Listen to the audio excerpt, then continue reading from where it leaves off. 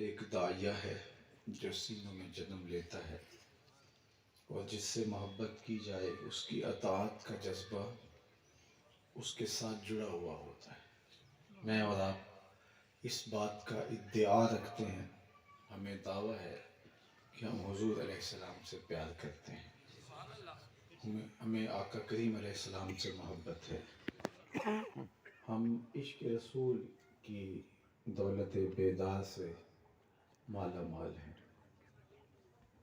صبح سے شام تک اور شام سے صبح تک ہم اس اعزاز کے ساتھ اپنے آپ کو جوڑتے ہیں اور یہ نام، یہ ذکر ہمارے لیے تسکین قلب اور سامان قرار باطن ہے۔ آج میں اور آپ انہی محبتوں کا اظہار کرنے کے لیے یہاں جمع ہوئے۔ اللہ اپنی بارگاہ میں ہماری حاضری قبول فرمائے۔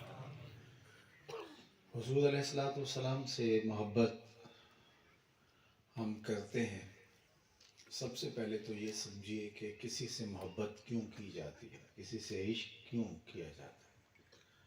تو یہ سمجھیں کہ عشق یا محبت کیا نہیں جاتا، عشق ہو جاتا ہے، اور جب عشق ہو جائے، نس نس میں سمو جائے، تو پھر جدھر دیکھو جلوے یار کے نظر آتے۔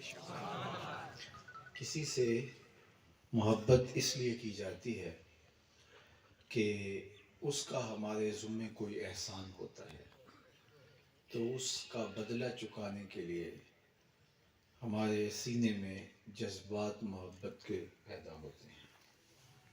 اگر محبت کا یہ داعیہ ہے تو پھر بتاؤ جتنے احسانات رسول کریم کے ہمارے اوپر ہے کسی اور کے ہو سکتے ہیں؟ ہم تو اپنے وجود میں بھی ان کے محتاج ٹھہرے۔ اگر وہ جلوہ گر نہ ہوتے تو کائنات کو خلعت وجود ہی نہ ملتا۔ محمد نہ ہوتے تو اے بندہ پرور خدا خود ہی ہوتا، خدا ہی نہ ہوتے۔ یہ کائنات منصر شہود پہ نہ آتی اگر حضور جلوہ گر نہ ہوتے۔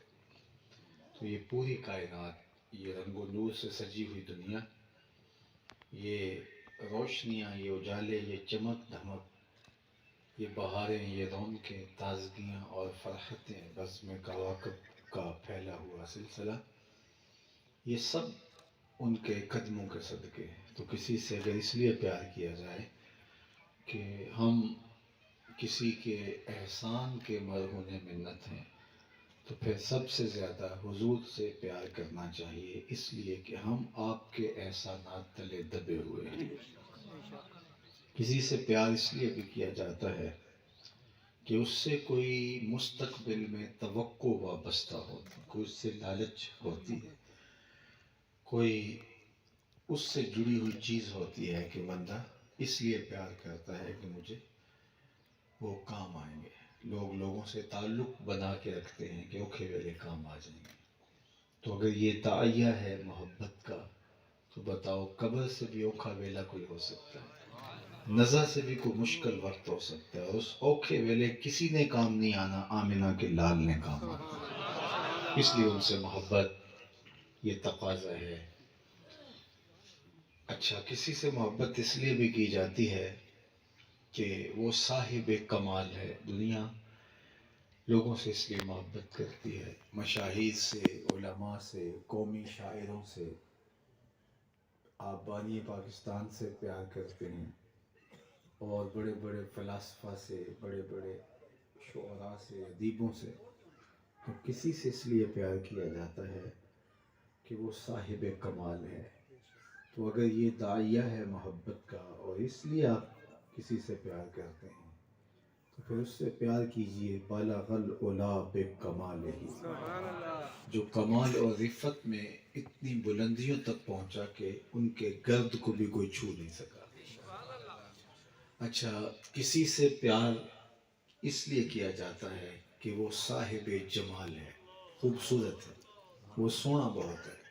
اور عمومی طور پہ کسی سے پیار کرنے کا مرکزی داعیہ، عمومی انداز یہی ہوتا ہے کہ کوئی کسی سے پیار اس لیے کرتا ہے کہ وہ بہت خوبصورت ہے، اور اگر یہ داعیہ ہے محبت کا تو پھر حضور علیہ السلام سے کیوں پیار نہیں کریں گے؟ کائنات میں اللہ نے اپنے محبوب کو جو حسن دیا ہے وہ کسی اور کا مقصود نہیں ہے۔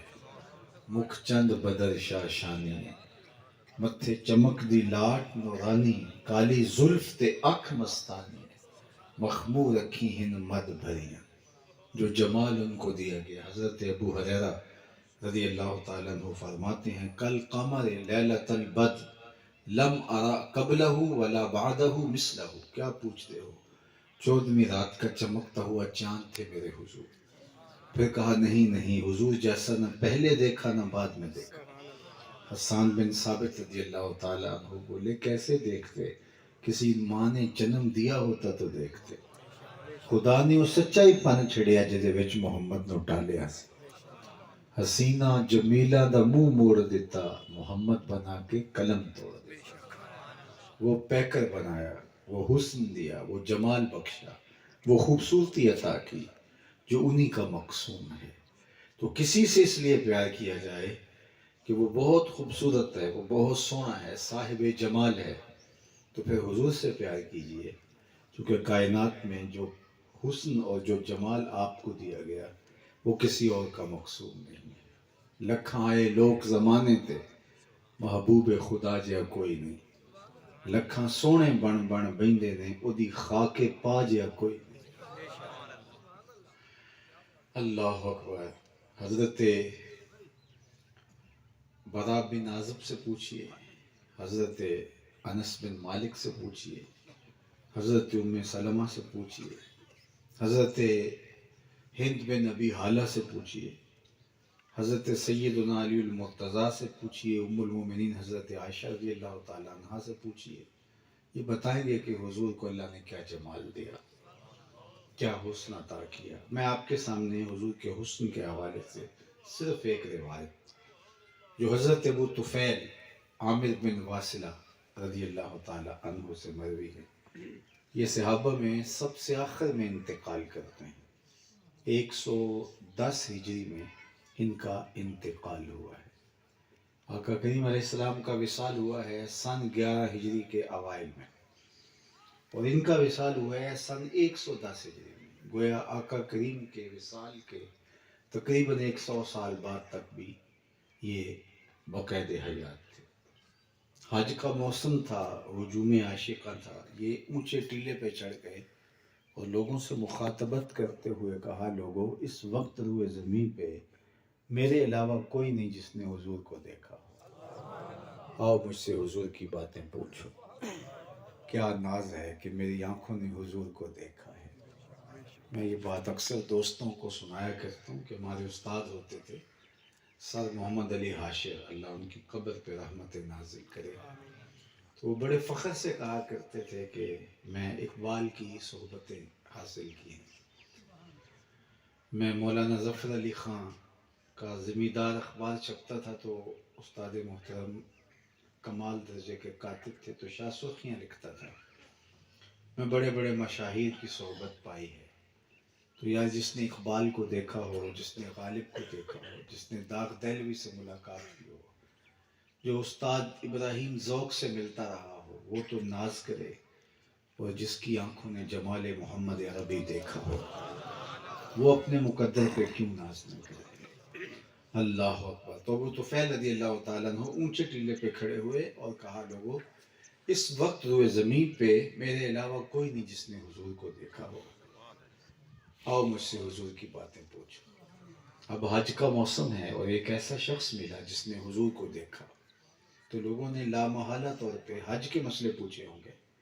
آپ میں سے جس شخص نے بھی حج کیا اسے اس کا تجربہ ہے کہ حج کے دنوں میں کوئی عالمانہ وضاحت کا شخص مل جائے تو لوگ اسے مسائل حج پوچھتے دکھائی دیتے ہیں، چونکہ یہ ایک سال کے بعد ہونے والی عبادت ہے تو بہت سارے لوگ تو زندگی میں پہلی بار گئے ہوتے ہیں تو اس لیے پوچھنا ہی پڑتا ہے۔ یہ عیدین کے موقع پہ ہر سال آپ کو مولانا بتاتے ہیں کہ عید پڑھنے کا طریقہ یہ ہے، چونکہ سال کے بعد آئی ہے تو ہر سال یہ بتانا پڑتا ہے کہ عید ایسے پڑھنی ہے۔ تو حج تو پھر زندگی میں پہلی مرتبہ بہت سارے لوگ گئے، تو وہاں اگر کوئی شخص ایسا مل جائے کہ پتہ چلے کہ یہ عالم دین ہے، تو لوگ اس سے مسائل حج پوچھتے ہیں۔ تو ایک صحابی مل گیا، تو تابعین نے حج کے مسائل پوچھے ہوں گے، لیکن تاریخ کا جواب نفی میں ہے۔ جب انہوں نے کہا کہ لوگوں میں نے حضور کو دیکھا ہے، تو لوگوں نے آگے بڑھ کے کہا آپ نے حضور کو دیکھا ہے؟ تو انہوں نے کہا جی میں نے ان آنکھوں سے دیدار جمال محمد مصطفیٰ کیا ہے صلی اللہ علیہ وسلم۔ تو لوگوں نے کہا پھر صف لنا رسول اللہ صلی اللہ علیہ وسلم، اگر آپ نے حضور کو دیکھا ہے تو پھر بتاؤ حضور کی زلفیں کیسی تھی، چہرہ انور کیسا تھا، رخ نور کیسا تھا۔ تو حضرت ابو طفیل نے 3 لفظوں میں حضور کا حلیہ بیان کیا، صرف 3 لفظوں میں۔ یاد کر لیجئے، حضور کے حلیہ نگاروں میں آپ کا نام شامل ہو جائے گا۔ علماء نے لکھا اپنی کتابوں میں کہ جو شخص یہ چاہے کہ لوگ مجھ سے پیار کریں، وہ حضور کا حلیہ بیان کیا کرے، لوگ اس سے پیار کریں گے۔ وہ 89 بابے مر جاتے ہیں لیکن نسخہ نہیں دے کے جاتے۔ میں آپ کو یہ نسخہ بتا کے جا رہا ہوں۔ یہ 3 لفظ یاد کرنے سے آپ ایک تو حلیہ نگاروں کی فہرست میں شامل ہو جائیں گے، اور پھر آگے اگر اس کو بیان کریں گے، چاہے اپنے بچوں کو بٹھا کے کریں گے، تو لوگوں کے دل میں آپ کے لیے محبت پیدا ہونا شروع ہو جائے گی۔ اس کا تجربہ کر کے دیکھ لو۔ 3 لفظ ہیں۔ انہوں نے کہا کان رسول اللہ صلی اللہ علیہ وآلہ وسلم ابیض ملیحن مقصدہ۔ 3 لفظوں میں آقا کریم کا حلیہ بیان کیا۔ ایک تو چٹے گورے رنگ کے تھے حضور، ابیض سفید رنگت تھی، بالکل چونے کی طرح سفید نہیں، بلکہ سرخی کی آمیزش تھی حضور کی رنگت میں، سفید رنگ اس میں سرخی کی آمیزش۔ اللہ اکبر۔ آپ نے دیکھا ہوگا کہ دادا ابو جو ہوتا ہے وہ پوتے سے بیٹوں سے بھی زیادہ پیار کر رہا ہوتا ہے، چونکہ بیٹے کی محبت بھی سمٹ کے اولاد میں آ جاتی ہے، تو وہ الفی کوئی نام رکھ لیتا ہے اپنے پوتے کا لاڈ سے پکارنے کے لیے۔ تو حضور کے دادا محترم حضرت عبد المطلب نے آقا کریم کا ایک الفی نام رکھا تھا، کبھی لاڈ سے اس نام سے پکارتے۔ آپ اگر مجھے پوچھے وہ نام کیا تھا تو میں بتاؤں کہ وہ نام تھا ابیض۔ جب لاڈ سے پکارتے تو کہتے یا ابیض، اے گورے رنگ والے۔ تو ابیض، کان رسول اللہ صلی اللہ علیہ وآلہ وسلم ابیض، حضور کا رنگ سفید تھا۔ اللہ اکبر، ایسا چمکدار رنگ، اظہر اللون، یہ ام مابت نے کہا کہ حضور کا رنگ چمکدار تھا اور ایسی چمک تھی کہ کوئی تاب نہ لا سکتا۔ حضرت حسان بن ثابت کہتے ہیں کہ میں آنکھوں پہ انگلیاں رکھ کے انگلیوں کی اوٹ سے دیکھتا تھا کہ حضور کے جلووں کی چمک سے آنکھوں کی بینائی نہ جاتی رہے۔ دوسرا انہوں نے لفظ حضور کے حسن کے لیے بولا ملیحن، حضور کا حسن نمکین تھا۔ ایک ہوتا ہے حسن سبی، میٹھا حسن، دیکھو تو تڑپ جاؤ، اور ایک ہوتا ہے حسن ملی، نمکین حسن، دیکھو تو دیکھتے رہ جاؤ۔ فرمایا انا املہ و اخی یوسف اسبح، میں نمکین حسن والا ہوں، میرے بھائی یوسف کا حسن میٹھا تھا۔ اللہ اکبر۔ حضرت شاہ ولی اللہ محدث دہلوی علیہ رحمہ فرماتے ہیں میرے والد شاہ عبد الرحیم نے خواب میں حضور علیہ السلام کی زیارت کی اور یہی سوال کیا کہ آقا کریم آپ نے ارشاد فرمایا کہ میرا حسن نمکین ہے، میرے بھائی یوسف کا حسن میٹھا تھا، تو اس میٹھے حسن کی تابشوں کو گوارا نہ کر سکی زنان مصر، انگلیاں کٹ گئی ان کی، اور یہاں تو حسن ملی زیادہ پرکشش ہے، تو ایسا کوئی واقعہ یہاں موجود نہیں ہے، تو اس کی کیا وجہ؟ تو آقا کریم نے جو جواب دیا وہ شاہ ولی اللہ محدث دہلوی نے، کتاب کا نام ہے در ثمین فی مبشرات النبی الامین، اب تو اردو ترجمے کے ساتھ بھی مارکیٹ میں دستیاب ہے۔ تو حضور نے خواب میں ہی ارشاد فرمایا جمالی مستور عن اعین الناس غیرۃ من اللہ، اے عبد الرحیم، اللہ نے غیرت محبت کی وجہ سے میرے حسن کو لوگوں کی نظروں سے چھپا کے رکھا ہے۔ کوئی محب نہیں چاہتا کہ میرا محبوب کوئی دیکھے۔ قتیل شفائی نے تو یہاں تک کہا تھا اس حد تلک بڑھ گئی ہے بے اعتمادی کہ تجھ کو تجھ سے بھی چھپانا چاہتا ہوں۔ تو کہا میرے حسن کو اللہ نے لوگوں کی نظروں سے چھپا کے رکھا ہے. اور حضرت حسان بن ثابت کا بھی میں نے آپ کے سامنے رکھا کہ اس چھپے ہوئے حسن کو دیکھنے کے لیے آنکھوں پہ انگلیاں رکھنی پڑتی تھی. فلما نظرت الى انوارہ فودعت کفی علی عینی خوفا من ذہاب بصری. آنکھوں کی بینائی کے اچک جانے کے ڈر سے میں آنکھوں پہ انگلیاں رکھ کے دیکھتا. کس حسن کو جو چھپا ہوا تھا. صوفیاء کہتے ہیں 70,000 بشریت کے پردے ڈالے گئے. پوشیدہ حسن، اور دیکھنے والا بھی شاعر، اور شاعر بڑا دلیر ہوتا ہے، لیکن وہ بھی پوشیدہ حسن کو، چھپے ہوئے حسن کو، حسن مستور کو انگلیاں رکھ کے دیکھ رہا ہے. اور اگر یہ حسن بے نقاب ہوتا تو کیا ہوتا. وہ کیا کسی نے کہا تھا کہ یہی بہتر ہے کہ وہ پردے میں روپوش رہے. یہی بہتر ہے کہ وہ پردے میں روپوش رہے. وہ اگر پردہ اٹھا دے تو کسے ہوش رہے. تو کہا میرا حسن نمکین ہے. تیسرا لفظ جو حضرت ابو طفیل نے حضور کے حسن کے لیے بیان کیا وہ ہے مقصر. کان رسول اللہ صلی اللہ علیہ وسلم ابیض ملیحا مقصر. مقصر میں نے متوازن، ہر شے میں توازن. سواء الصدر والبطن، پیٹ اور سینہ برابر. اگر پیٹ اٹھا ہوا ہو سینہ پیچھے رہ جائے تو انسان کا حسن زائل ہو جاتا ہے. سینہ اٹھا ہوا ہو پیٹ چپک جائے تو یہ بھی حسن زائل ہو جاتا ہے. لیکن دونوں برابر ہوں، ان کی سطح برابر ہو تو یہ کمال حسن ہے. لیسا بالطویل ولا بالقصیر، قد لمبا بھی نہیں تھا، پست قامت بھی نہیں تھا. بہت لمبا قد بھی عجیب لگتا ہے، پست قامتی بھی ہے، درمیانہ قد. اور پھر اسی طرح ابل ذراعین و سعدین و زندین، ہاتھ، ہتھیلیاں، کلائیاں سب اعتدال کے ساتھ ہنسے. تو لفظ حضور کے لیے جو بیان کیا وہ تھا مقصرہ. اس طرح زلفوں کے اندر گنگریالہ پن تھا، لیکن اتنے گنگریالے بھی نہیں. ہلکا سا خم لیے زلف، بالکل سیدھے بال ہوں تو یہ بھی حسن زائل کر دیتے ہیں. بہت زیادہ گنگریالہ ہو جانا یہ بھی حسن کو زائل. ہلکا سا خم لینا تو یہ اعتدال ہے. تو انہوں نے 3 لفظوں میں حضور کا اولیاء بیان کیا. ان کو پھر یہ دیکھ لیں، یاد کر لیں. کان رسول اللہ صلی اللہ علیہ وآلہ وسلم ابیض ملیحا مقصدا. چٹے گورے رنگ کے تھے، حسن نمکین تھا، اور ہر معاملے میں توازن تھا.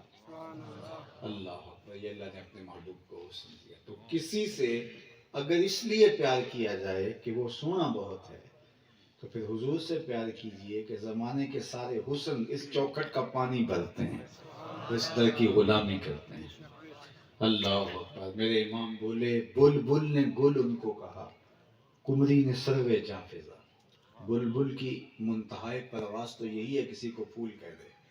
اس کے آگے تو سوچ بھی نہیں سکتی، اس نے بھی پھول کہہ دیا. بلبل نے گل ان کو کہا، قمری نے سروے جاں فضا. حیرت نے جھنجھلا کر کہا یہ بھی نہیں وہ بھی نہیں. خورشید تھا کس زور پر، کیا بھڑ کے چمکا تھا کمر. بے پردہ جب وہ رخ ہوا یہ بھی نہیں وہ بھی نہیں. وہ جمال دیا، وہ حسن دیا، وہ خوبصورتی عطا. تو جو دوائی ہیں جس کی وجہ سے پیار پیدا ہوتا ہے آپ کو یہاں بدرجہ کمال دکھائی دیں گے. اچھا، کسی سے جب محبت کی جائے تو میں آپ کو بتاؤں کہ محبتیں انسان کی زندگی کے اندر تبدیلیاں پیدا کرتی ہیں. محبت سے پہلے اور محبت کے بعد زندگی تبدیل ہوتی ہے، لیکن وہ جس سے محبت کی جا رہی ہے تبدیلی اس اعتبار سے ہو. غالب نے کہا تھا عشق نے غالب نکما کر دیا، ورنہ ہم بھی آدمی تھے کام کے. وہ کہتا اچھے بھلے انسان تھے، عشق نے پلے کچھ چھوڑا ہی نہیں. تو یہ وہ عشق ہے جو اچھے بھلے انسان کو پامال کر دیتا ہے، اس کے پلے کچھ نہیں چھوڑتا. میر تقی میر نے کہا تھا کہ پھرتے ہیں میر خار کوئی پوچھتا نہیں، اس عاشقی میں عزت سادات بھی گئی. ایک عشق وہ ہے جو عزت سادات بھی زائل کر دیتا ہے. لیکن صاحب جس عشق کی کہانی آج ہم چھڑے بیٹھے ہیں یہ نہ تو آدمی کو نکما کرتا ہے، نہ اس عزت سادات جاتی ہے، بلکہ یہ بلال حبشی کو پستیوں پہ اٹھا کے اوج سریا کی بلندیوں تک پہنچا دیتا ہے. یہ ذرہ نواز عشق ہے، یہ بندہ نواز عشق ہے.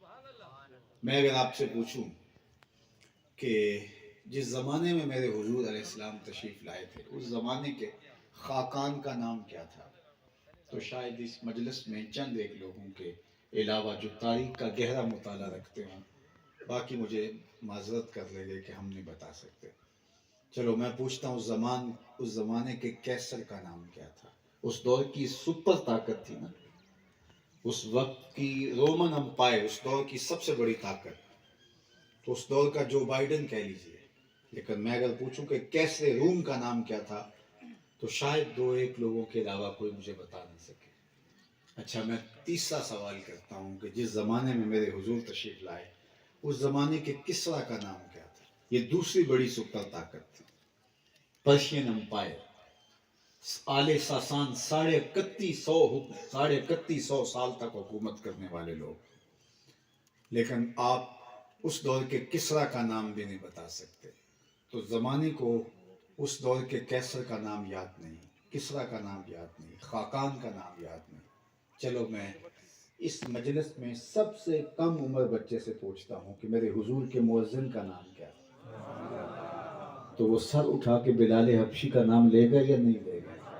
یار اس دور کے کیسر کا نام تو زمانہ بھول گیا، اس دور کے کسرا کا نام تو یاد نہیں رہا، اس دور کے خاقان کا نام تو گلدستہ طاق نسیاں بن گیا، لیکن بلال حبشی کا نام آج بھی دل کی دھڑکنوں میں لکھا ہوا ہے۔ تو اقبال تڑپ کے بولا، اقبال یہ کس کے عشق کا فیضان ہے، رومی فنا ہوا حبشی کو دوام ہے۔ تو سلطنت روم کا شہنشاہ آج اس کا نام بھی باقی نہیں رہا، لیکن بلال کا نام بھی۔ تو یہ عشق ذرہ نواز ہے۔ اچھا، میں عشق کی کہانی چھیڑی ہے، چونکہ عنوان عشق مصطفیٰ ہے، تو جو عشق ہوتا ہے وہ رقیب پیدا کرتا ہے۔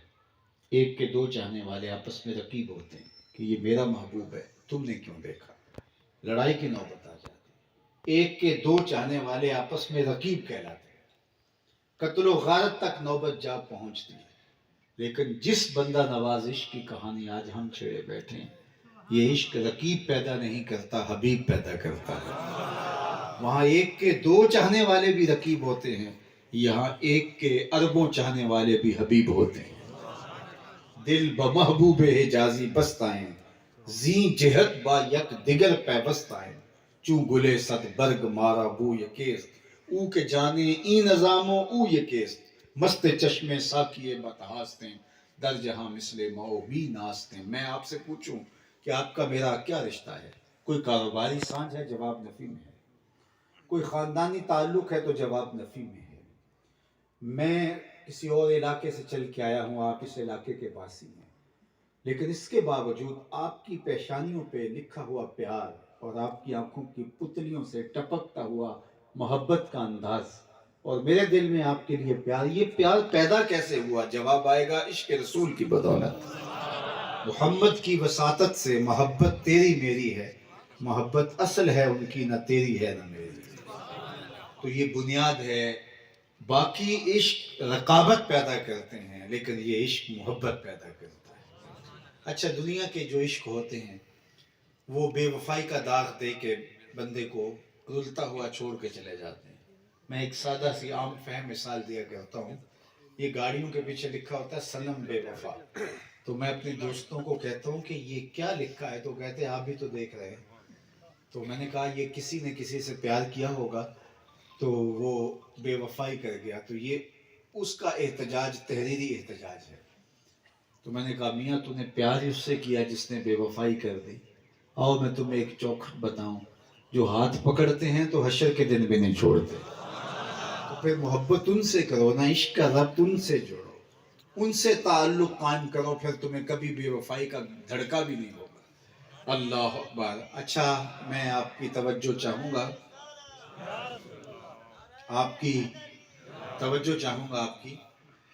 کی توجہ چاہوں گا کہ عشق صرف دعوے کا نام نہیں ہے، عشق دلیل بھی مانگتا ہے۔ عشق صرف ادعا نہیں ہے، عشق کے تقاضے بھی ہیں۔ تو میں اور آپ اگر یہ دعویٰ رکھتے ہیں کہ ہم حضور علیہ السلام سے محبت کرتے ہیں، حضور سے پیار کرتے ہیں، تو کیا ہمارا عشق اس کی دلیل بھی دے سکتا ہے، یا ہم دلیل کے بغیر ہی نوک زبان سے دعویٰ عشق کا اظہار کرنا ہی کافی سمجھتے ہیں۔ تو آئیے میں اور آپ دیکھیں کہ محبت کے تقاضے کیا ہیں۔ تو محبت کا مرکزی تقاضا یہ ہے، عشق کا تقاضا یہ ہے کہ جس سے پیار کیا جائے اس کی اطاعت کی جائے، اس کی فرما برداری کی جائے، اس کا حکم مانا جائے۔ اللہ اکبر۔ جس سے محبت کی جائے اس کے لائے ہوئے نظام کو اختیار کیا جائے۔ میں اور آپ اگر دعوی محبت رسول رکھتے ہیں، دعوی عشق رسول صلی اللہ علیہ وآلہ وسلم رکھتے ہیں، تو ہم اپنے اندر سے سوال پوچھیں، کیا ہم اس دعوے میں سچے ہیں یا دعویٰ نوک زبان تک محدود ہے؟ ہمارا دعویٰ دلیل کے ساتھ جڑا ہے، برہان کے ساتھ جڑا ہے، یا ہمارا دعویٰ صرف ہماری زبان تک محدود رہ گیا ہے؟ میرے استاد فرمایا کرتے تھے، یہ نہ ہو کہ لوگ تمہیں پوچھیں تم کون ہوتے ہو اور تمہیں بتانا پڑے جناب ہم عاشق رسول ہوتے ہیں، ہم مسلمان ہوتے ہیں، یہ دیکھو مذہب کے خانے میں اسلام لکھا ہے۔ آپ فرمایا کرتے تھے نہ کسی کو پوچھنا پڑے نہ تمہیں بتانے کی نوبت آئے، تمہاری وضع قطع، طرز زندگی، انداز معاشرت ایسی ہونی چاہیے، تم دور سے چلے آ رہے ہو، لوگ پہچان کے کہیں وہ دیکھو حضور کا غلام آ رہا۔ نور آنکھوں میں تو چہروں پہ اجالے ہوں گے، مصطفیٰ والوں کے انداز نرالے ہوں گے۔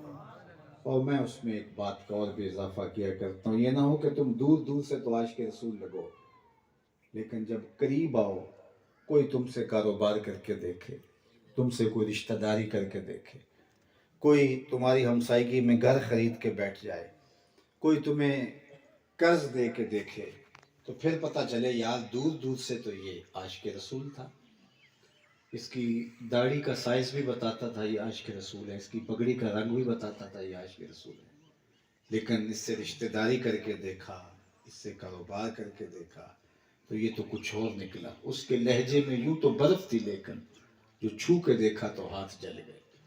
تو یہ نہیں کہ تم دور سے عاشق رسول دکھائی دو اور قریب آؤ تو کچھ اور لگو، نہیں، تم دور سے بھی عاشق رسول دکھائی دو، لیکن جب کوئی تمہارے نیڑے بیٹھے تو تمہارے مصطفیٰ جان رحمت پہ درود پڑے کہ حضور کے غلام ایسے ہوا کرتے۔ امام محمد بن حسن الشیبانی، امام اعظم ابو حنیفہ کے شاگرد، جب آپ بصرے میں آئے تو ایک یہودی مناظر کھڑا ہو گیا کہ میں مسلمانوں کے امام سے مناظرہ کروں گا اور ایسے سوال کروں گا کہ وہ میرے سوالات کے جواب نہیں دے سکے گا۔ اور جو ہی امام محمد تشریف لائے، چمکتا ہوا روشن چہرہ اور نورانی چہرے پر سیاہ داڑھی کا حالہ، سر پہ سنت کا امامہ اور سنت کا بدن پہ جامہ، جو ہی امام محمد گھوڑے سے اترے اور اس نے مناظرہ کرنا تھا، آگے بڑھا، جو ہی نظر پڑی تو اس کے لبوں پہ کلمہ جاری ہو گیا۔ تو جو اس کے دوسرے ساتھی تھے اور مسلمان بھی تھے، انہوں نے کہا تم تو مناظرہ کرنے آئے تھے اور تم کلمہ پڑھنے لگے؟ تو اس نے کہا جب میں نے امام محمد کے چمکتے روشن چہرے کو دیکھا تو میں نے کہا جب مسلمانوں کا محمد اتنی شان والا، چھوٹا محمد اتنی شان والا ہے تو بڑے محمد کی شان کیا ہوگا؟ یہ شان ہے خدمت گاروں کی، سرکار کا عالم کیا ہوگا؟ تو غلام ایسے بن جائیں کہ لوگ اسلام قبول کرتے چلے۔ ہمارا وجود لوگوں کے اسلام کے راستے میں رکاوٹ بنا ہوا۔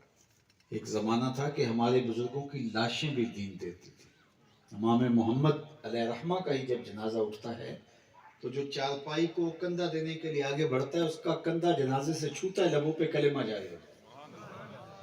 اور ہماری زندہ لاشیں لوگوں کے اسلام کے راستے میں رکاوٹ بنی ہوئی ہیں۔ مجھے آپ سب کو غور کرنا ہوگا، ہم نے سب نے اللہ کے حضور پیش ہونا ہے کہ ہم کھڑے کہاں ہیں۔ چند تاجر آئے تھے نا بر صغیر میں اور ان سے متاثر ہو کے لوگوں نے اسلام قبول کر لیا تھا۔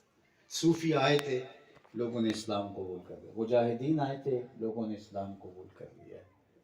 آج لاکھوں لوگ یورپ میں چلے گئے، آج پورے عرب ممالک سے اور عجمی ممالک سے جو ہے وہ لوگ اور صوفیاء کی اولادیں بھی، علماء کی اولادیں بھی، یہ ساری یورپ امریکہ، لیکن ان کے کردار کو دیکھ کے لوگ اسلام کیوں نہیں لا رہے؟ وہ تو چند تاجر آئے تھے، تو ان تاجروں کی وجہ سے بر صغیر میں اسلام کا نور پھیلا۔ تو آج وہاں ہم اور ہماری اولادیں وہاں 3 نسلوں سے ہیں، اور ہم وہاں جاتے ہیں تو یہ مسئلہ نہیں ہے کہ لوگ اسلام لائیں، مسئلہ یہ وہاں ہوتا ہے کہ جناب ان کے دین کو کیسے بچائیں. یہ جو دوسری یا تیسری نسل ہے، دوسری یا تیسری نسل ہے، یہ تو ہمارے ہاتھوں سے نکلتی چلی جا رہی ہے، تو ان کے دین کو کیسے بچائیں. وہ آئے تھے اور ان کو دیکھ کر ہمارے بڑوں نے اسلام قبول کیا، اور آج ہم کہاں کھڑے ہیں کہ ہمارے لوگ وہاں جاتے ہیں تو پھر ہمیں فکر ہوتی ہے کہ ان کا دین کیسے بچائیں. ہم لڑک کے کہاں گئے. تو ہمیں جو دعوی عشق رکھتے ہیں، اور الحمدللہ ہم رکھتے ہیں، لیکن اس دعوی عشق کا ثبوت ہمیں فراہم کرنا ہوگا. اگر اس کا ثبوت ہم فراہم کریں اپنے رویوں سے، اپنے طرز زندگی سے، تو آج بھی مسلمان جدھر سے گزرتا جائے گا خوشبو پھیلتی چلی جائے گی. تو آج ہم وہاں جا کر اپنی اولادوں کو بچانے میں کامیاب نہیں ہو رہے، تو اس کا مطلب یہ ہے کہ ہمارے اندر وہ چراغ ہی نہیں رہا. دعویٰ ہے اوپر سے ہم مسلمان ہیں، اندر اجڑا ہوا ہے ہمارا. اقبال نے کہا تھا دل مسلمان ہے تیرا نہ میرا، تو بھی نمازی میں بھی نمازی. تو وہ پھر سجدے نہیں ہوتے، وہ ٹکریں ہوتی ہیں. تو مجھے اور آپ کو دیکھنا ہوگا کہ ہم حضور علیہ السلام سے دعوی عشق رکھتے ہیں تو ہمارا رویہ، ہمارا طرز زندگی، ہمارا انداز معاشرت کیسا ہے. تو ایک صاحب حضور کی خدمت میں آئے تو انہوں نے سونے کی انگوٹھی پہن رکھی تھی. تو حضور علیہ السلام سے انہوں نے سلام کیا تو آقا کریم نے رخ پھیر لیا، اعراض کر لیا. وہ سمجھے کہ شاید اتفاقاً حضور کا رخ ادھر ہو گیا، تو جدھر رخ فرمایا ادھر جا کے اس نے سلام کیا. تو آقا کریم نے پھر رخ پھیر لیا. تو اب سمجھ گئے کہ واقعی ناراضگی ہے، لیکن ان کو یہ سمجھ نہیں آ رہی تھی کہ ناراضگی کا سبب کیا ہے. تو وہ صحابہ سے پوچھتے ہیں کہ مجھے تو پتہ نہیں، آپ بتا سکتے ہیں کہ حضور کی ناراضگی کا سبب کیا ہے. تو انہوں نے کہا تم نے یہ جو انگوٹھی پہن رکھی ہے، حضور منع کر چکے ہیں. ان الذھب والفضة حرام لذکور امتی. سونا اور چاندی میری امت کے مردوں کے لیے حرام ہے، یہ عورتوں کا گہنا ہے، مرد نہیں پہن سکتے. 4.5 ماشے کی مقدار سے کم درجے کی ایک چاندی کی انگوٹھی مرد کو اس کی اجازت دی گئی خصوصی طور پہ، باقی یہ عورتوں کا زیور ہے. تو شاید حضور اسے آتش دوزخ کا انگارہ قرار دے چکے ہیں اور تم اس کو پہن رکھا ہے، ناراضگی کا سبب یہ ہو سکتا ہے. وہ آگے بڑھے اور انگوٹھی اتار کے پیش کرتے ہوئے کہا حضور کیا آپ اس وجہ سے ناراض ہیں؟ ناراضگی کا سبب یہی تھا. آقا کریم نے انگوٹھی اس کے ہاتھ سے پکڑی اور یوں پھینک دی. ناراضگی ختم ہو گئی، بیٹھ گیا، مجلس چلتی رہی. جب مجلس اختتام کو پہنچی، لوگ اٹھ کے جانے لگے، تو یہ صحابی اٹھے واپس پلٹے. تو کسی نے اشارہ دیا وہ انگوٹھی تو اٹھا لو. تم تو شرعاً نہیں پہن سکتے، تمہاری بیوی تو پہن سکتی ہے، قیمتی دھات ہے اٹھا لو. تو صحابی نے کیا جواب دیا سنیے. اس نے کہا واللہ لا آخذہ ابدا وقد طرحہ رسول اللہ صلی اللہ علیہ وسلم. اللہ کی قسم یہ پڑی رہے، کبھی بھی نہیں اٹھاؤں گا جس کو میرے حضور نے پھینک دیا.